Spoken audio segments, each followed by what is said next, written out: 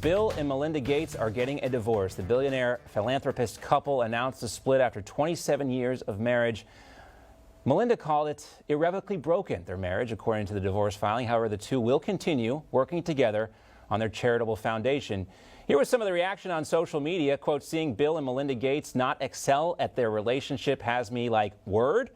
I wish our windows weren't closed, but you made a PowerPoint to stay away. Here's hoping your future has a better outlook. Very nice there.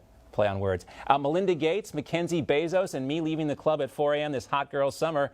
Here, see a nice little meme on that. Is that Lindsay Lohan there? Anyway, others saying it will perhaps be Bill and the boys dancing it up this summer. White boy summer coming at you. Remember this video? Bill Gates dancing to the Windows 95 launch. Steve Ballmer there really getting into it.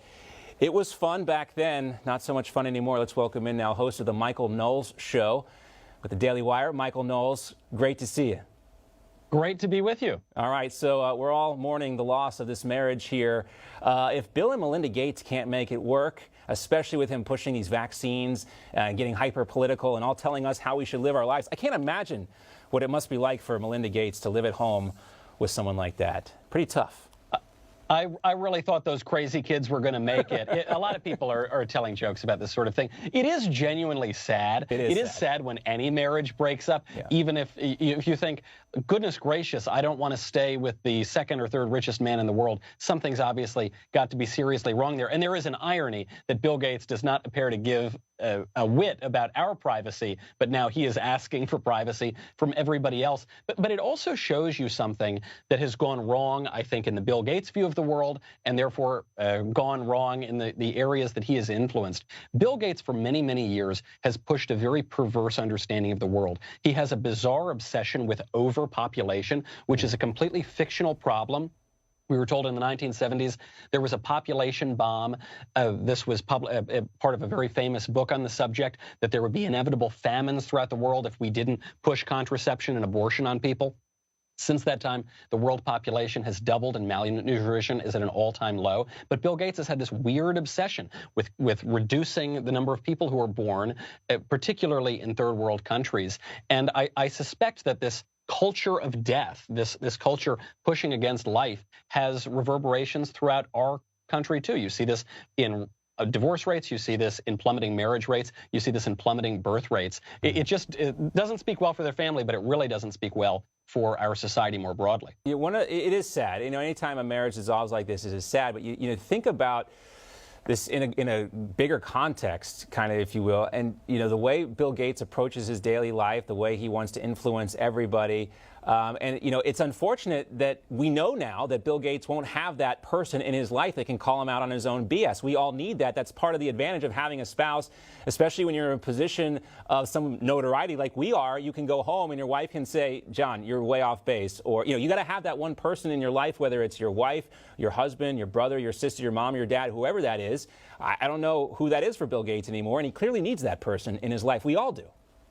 Of course. And you also, if you're going to tell everybody else how to live, it would be good to get your own house in order. This is one of the great, sort of obvious, but still needs to be said a lot, observations by someone like Jordan Peterson or other writers as well. If you look around Europe right now, for instance, how many heads of state in Europe don't have any children, don't have a whole lot of skin in the game for the future of those civilizations? And so I just think it's important. We've discarded this for a long time in the West, but it is important to make sure that before you go out and tell everyone else how to live, maybe you've got your own life in order. You know, so many of the people who are shrieking on social media, who are yelling at everybody, talking about how society's got to be, don't seem to be very well settled themselves. And I think people need a little more credibility from which to speak about how to cure the ills of society. And I'm sure you probably picked up on this as well. This was part of the irony of this Joe Rogan shouldn't talk about vaccines conversation. Anyone who watches his show knows he asks a lot of questions. He plays dumb sometimes. He admits he doesn't know anything about it.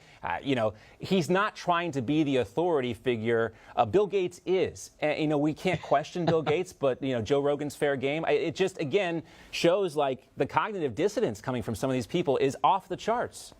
Of course, Joe Rogan has the same degree in epidemiology that Bill Gates does. Right. The difference is that Bill Gates agrees with the liberal establishment. That includes the media, the administrative government, big tech, and everybody else. He agrees with them that we need to take away people's political rights and inject them with the shot that was developed over the last 6 months, and you're not even permitted to question that. Joe Rogan, I think, is clearly much more intelligent. No, Joe Rogan didn't develop the first very popular computer, but Joe Rogan has a little bit of humility here. As you say, right. He'll say, look, I don't know everything here, but I'm just a little skeptical, and I think people ought to be respected in their rights. Give me that political leader any day over somebody like Bill Gates. Right. You know, the only true knowledge is knowing you know nothing. Someone smarter than me said that. Anyway, I want to talk to you about this new CIA recruitment video that's gone viral on social media, and I have to play it again just because you wouldn't believe me if I told you about this. Here it is. I'm a woman of color. I am a mom. I am a cisgender millennial who's been diagnosed with generalized anxiety disorder. I am intersectional, but my existence is not a box-checking exercise. I am a walking declaration, a woman whose inflection does not rise at the end of her sentences, suggesting that a question has been asked. I did not sneak into CIA. My employment was not and is not the result of a fluke or slip through the cracks. A little defensive there, maybe in the approach, and I don't want to hear this stuff from my CIA officers. Actually, I don't want to know these CIA officers in public. Really, I want to hear about preventing whatever they do in the CIA, at least leading to a good result. But what does this have to do with the Central Intelligence Agency's core mission, Michael? For years, the left in America has advocated abolishing the CIA because we'll topple the foreign leaders that we don't like, we'll prop up strongmen dictators in this country through the CIA. None of those arguments ever held sway. But this video has convinced me more than anything else. We must abolish the CIA. This has gone way too woke. Talk about mission drift. The left has taken over every institution. But it's worth remembering that before the CIA even existed, the precursor organization, the Office of Strategic Services, did employ the father of the new left, Herbert Marcuse, one of the most radical thinkers in the history of this country. I talk about him at great length in my upcoming book, Speechless, Controlling Words, Controlling Minds. He was employed by the OSS for years. He then moved on to the State Department. We have had an issue for a long time in our federal government of employing people who are dedicated to totally upending our political order. We know that this was true of Alger Hiss, the communist at the State Department who helped found the UN, of Harry Dexter White, of a lot of other people. And it would seem that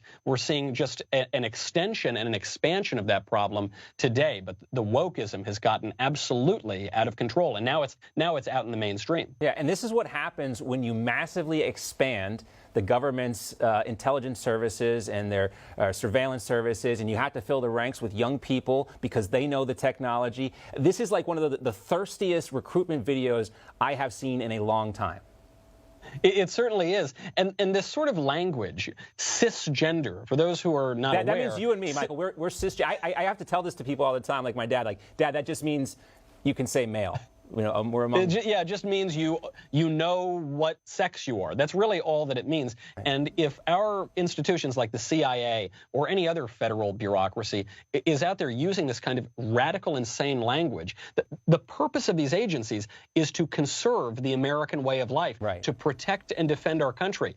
If they are now adopting the language of the radicals who want to destroy our country, then why on earth are we supporting these agencies? Yeah, I'm old enough to remember, Michael, at a time when we didn't talk about the CIA or the NSA or the FBI all the time. They were doing their job in the background, and we had confidence and faith in what they were doing, but now they feel the need to tell us they're doing a great job. And anytime a government agency has to tell you they're doing a great job, that's when I start to get concerned. Speaking of that, though, we do have one governor who's the exception to my rule. Ron DeSantis taking a bit of a victory lap, as he should, yesterday, suspending all local COVID-19 emergency mandates immediately. And the thing I loved most about this is that the signing ceremony came inside a tiki hut.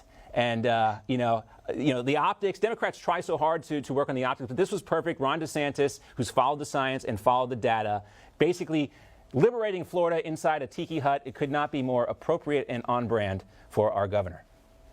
The reason that we're so shocked by this, of course, is that all of these other governors have gone completely squish. Yep. So when you have any Republican who's actually standing up, I mean, the other day you had the Republican governor of Arkansas claiming that we need to castrate children because that's what Ronald Reagan would have wanted or something. The conservatism has been so weakened that when you see a guy stand up and say, no, we're going to protect your rights, your traditions, your liberties, your way of life, we think, gosh, what a breath of fresh air. And the hopeful thing here is that leadership can be contagious. Just like a virus, leadership can be contagious too. Yeah. And I hope the other Republican governors and politicians take note, because DeSantis is getting a lot of accolades, as he should right now, and everyone else should jump on board as well. Remember those easy buttons? You know, easy. It's like every time Ron DeSantis has a good announcement for the state of Florida on Twitter, they had to Death Santis, make it trend quick. He's doing something good again every single time. Michael, can't wait to read the new book, Speechless. We'll catch it when it's out. When's it coming out again?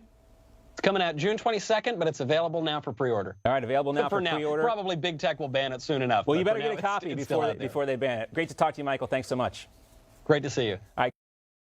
Hey, I'm Rob Finnerty. Thanks for watching. If you enjoyed this video, please join the conversation in the comments below. Don't forget to subscribe, too. Hit the bell icon to be alerted to breaking news. And remember, there's a whole lot more on Newsmax TV, America's fastest growing cable news network. Newsmax TV, we're real news for real people.